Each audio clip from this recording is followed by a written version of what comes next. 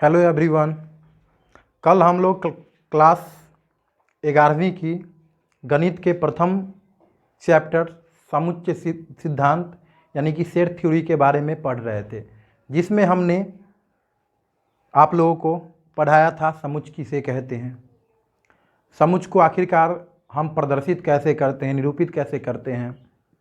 उसके बाद हमने बताया था, बहुत सारे एग्जाम्पल पर चर्चा किए थे कि आखिरकार समुच्चय का प्रदर्शन क्या होता है, नहीं होता है, रिपीटेशन होता है कि नहीं होता है सेट में, इन सब चीज़ों के बारे में बताए थे।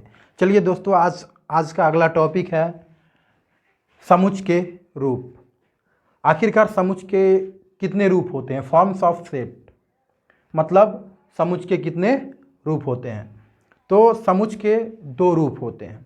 कितने रूप होते हैं समुच्चय के? दो रूप होते हैं। पहला होता है सारणिक या रोस्टर रूप, जिसको हम अंग्रेजी में कहते हैं टेबुलर या रोस्टर फॉर्म। और दूसरा जो रूप होता है समुच्चय का, वह होता है समुच्चय निर्माण रूप, यानी इसको अंग्रेजी में हम कहते हैं सेट वेल्डर फॉर्म। तो आखिरकार देखिए कि यह जो पहला रूप है, जिसको हम लोग सारणिक रूप कहते हैं, ये होता क्या है। तो सारणिक रूप के बारे में हम पढ़ेंगे। तो सारणिक रूप कुछ नहीं होता है, जैसा कि हम पिछली कक्षा में पढ़े हैं कि समुच्चय का जो प्रदर्शन कैसे होता है, वही हूबहू वही होता है। क्या होता है? तो देखिए, सारणिक रूप में क्या होता है, समुच्चयों के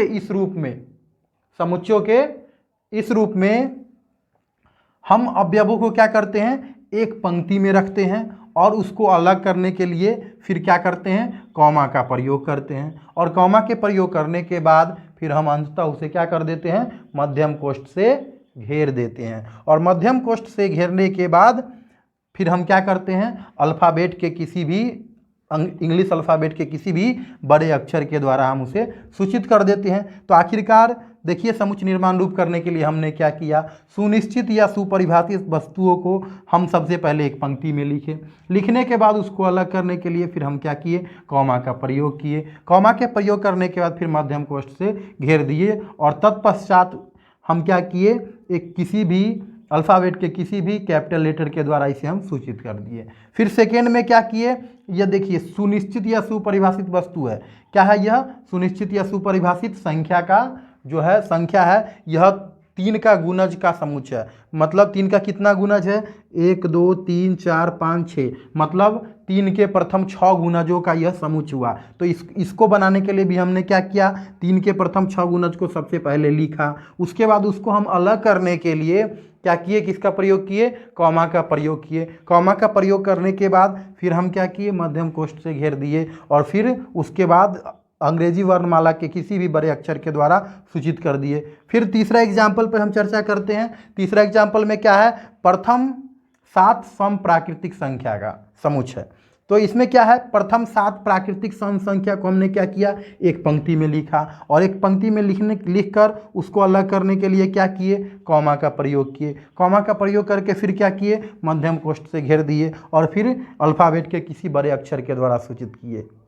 तो जैसा कि हमने देखा कि समुच्चय का जो पहला रूप होता है, जिसको हम लोग कहते हैं रोस्टर फॉर्म, तो रोस्टर फॉर्म जो होता है उसमें हम क्या करते हैं, सबसे पहले जो भी अवयव होता है समुच्चय का, उसको एक पंक्ति में लिखते हैं। लिखने के बाद उसको अलग करने के लिए हम क्या करते हैं, तो कॉमा का प्रयोग करते हैं। जब कॉमा का प्रयोग कर देते हैं तो उसके बाद क्या करते हैं, उसे मध्यम कोष्ठ से घेर देते हैं। और मध्यम कोष्ठ से घेरने के बाद फिर क्या करते हैं, किसी भी अल्फ़ाबेट के बड़े अक्षर के द्वारा हम इसको क्या कर देते हैं, निरूपित या सूचित कर देते हैं। आइए हम दूसरा रूप के बारे में पढ़ते हैं। दूसरा रूप जो होता है वो क्या होता है, दूसरा रूप होता है समुच्चय निर्माण रूप। दूसरा रूप क्या होता है, समुच्चय निर्माण रूप होता है।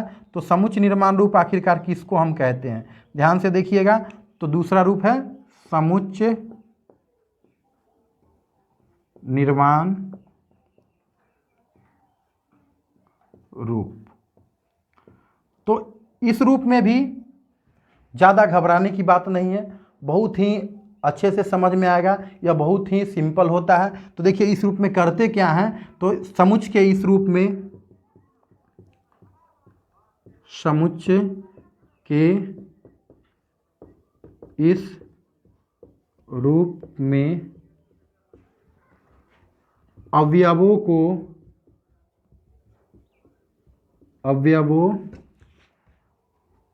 को x के द्वारा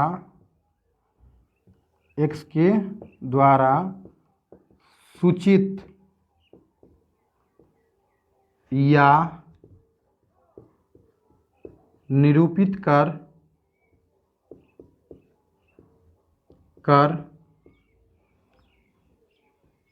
इस प्रकार है कि के, यह जो चिन्ह है वह क्या है, इस चिन्ह को क्या कहते हैं, इस प्रकार है कि, इस प्रकार है कि के चिन्ह का प्रयोग कर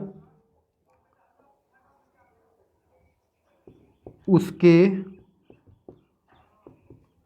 गुणों को लिखा जाता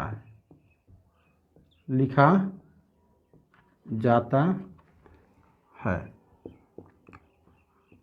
और फिर उसी प्रकार से अंत में क्या किया जाता है, लिखा जाता है, और मध्यम कोष्ठ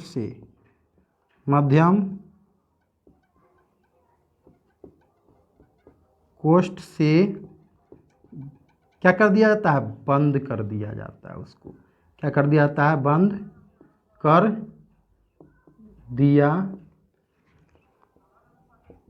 जाता है। और फिर बंद करने के बाद उसी प्रकार से जैसा कि पिछले सेट मतलब रूप में हमने किया है कि अल्फ़ाबेट के किसी भी कैपिटल लेटर के द्वारा सूचित किया जाता है, तो इसमें भी हम सूचित करते हैं। जैसे आखिरकार एकाध जो एग्जाम्पल है उसको हम देखेंगे, ध्यानपूर्वक आप लोग देखिएगा और समझिएगा। जैसे मान लीजिए एग्जाम्पल ध्यान से देखिएगा। जैसे मान लीजिए कि यह एक समुच्चय दिया गया है रोस्टर फॉर्म में। कौन फॉर्म में, रोस्टर फॉर्म में, ठीक है। 1 2 3 4 5 6, तो कुछ करना नहीं है, इसको हम बदल रहे हैं कौन फॉर्म में, यह कौन सा रूप है, इस रोस्टर रूप है या टेबुलर रूप है, कौन रूप है, रोस्टर फॉर्म। अब इसको हमको चेंज करना है किस फॉर्म में, सेट वेल्डर फॉर्म में चेंज करना है। तो सेट वेल्डर फॉर्म में हम कैसे चेंज करेंगे, ध्यान से देखिएगा। कुछ नहीं करना है, जो है उसी प्रकार से सबसे पहले इसके अंदर जो संख्या लिखा हुआ है, ठीक है, इसको हम x के द्वारा सूचित कर लेंगे। तो मान लीजिए हम इसको सूचित करते हैं, लिखे हैं कि x।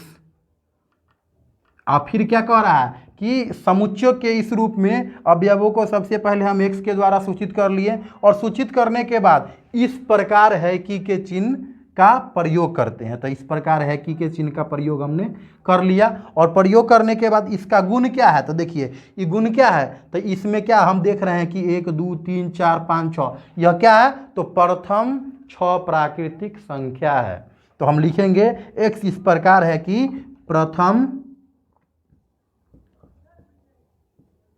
6 प्राकृत संख्या का समूह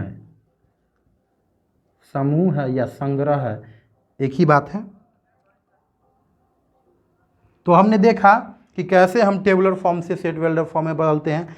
कुछ भी नहीं करना है, जैसे आपको टेबुलर फॉर्म दिया गया है, यह जो फॉर्म हुआ इसको हम क्या कहेंगे, set welder form, set welder form. तो हमने देखा कि टेबुलर फॉर्म से कैसे सेट वेल्डर फॉर्म में बदलते हैं। 2-4 एग्जाम्पल पर और चर्चा करेंगे, जैसा कि आप लोग देखेंगे। चलिए ध्यान से देखिए। मान लीजिए कि 2-4 एग्जाम्पल हम दिखा रहे हैं। जैसे मान लीजिए एक और सेट दिए हुआ है, कोई सेट है एग्जाम्पल नंबर 2 में, मान लीजिए एक सेट दिए हुआ है और लिखे हुआ है ऐसे 2 4 6 8 10 12 14 16 18 20। तो हमको इसको किस चीज़ में कन्वर्ट करना है, इसको हमको करना है सेट वेल्डर फॉर्म में कन्वर्ट, क्योंकि कौन सा फॉर्म है, रोस्टर फॉर्म है। कौन फॉर्म है, रोस्टर फॉर्म। तो ये रोस्टर फॉर्म है, इसको हमको कन्वर्ट करना है सेट वेल्डर फॉर्म में। कुछ नहीं करेंगे, जैसा कि पिछली बार हम किए थे, कुछ भी नहीं करना है। इसको क्या करना है, x के द्वारा हमको पहले इसके जितने सारे अवयव है उसको हम सूचित कर लिए, x के द्वारा निरूपित कर लिए। और निरूपित करने के बाद फिर क्या करना है, इस प्रकार है कि के चिन्ह का प्रयोग करना है। और हमको फिर इसमें देखना है कि आखिरकार ये है क्या, इसका गुण क्या है, इनके गुणों को न लिखना है। तो हम देख रहे हैं कि 2, 4, 6, 8, 10, 12, 14, 16, 18, 20, यानी यह क्या है, दिखने से लग रहा है कि प्रथम 10 सम संख्या है, या हम दूसरे शब्दों में भी कह सकते हैं प्रथम 10 प्राकृतिक सम संख्या है। ठीक है ना, यह क्या है, प्रथम 10 प्राकृत सम संख्या है, या ऐसे दूसरों शब्दों में भी कह सकते हैं कि प्रथम 10 सम संख्या है। तो यहाँ पर लिखेंगे x इस प्रकार है कि प्रथम, x इस प्रकार है कि x प्रथम 10 सम प्राकृत संख्या का संग्रह